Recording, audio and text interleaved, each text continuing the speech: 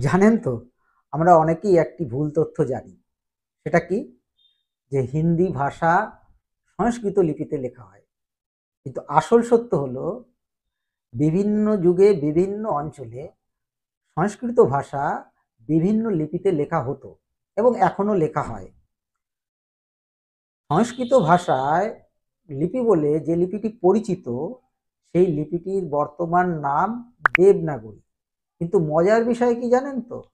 এই দেবনাগরী লিপির নাম প্রথম থেকেই দেবনাগরী ছিল না।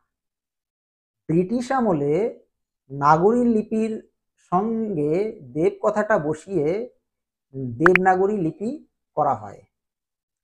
দেবনাগরী কথার অর্থ হলো দেবতাদের নগরের লিপি, অর্থাৎ স্বর্গের ব্যবহৃত লিপি বা স্বর্গবাসীদের ব্যবহৃত লিপি।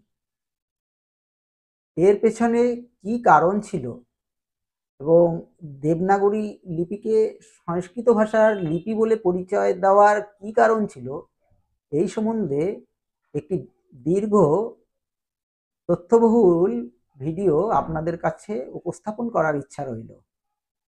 ধন্যবাদ।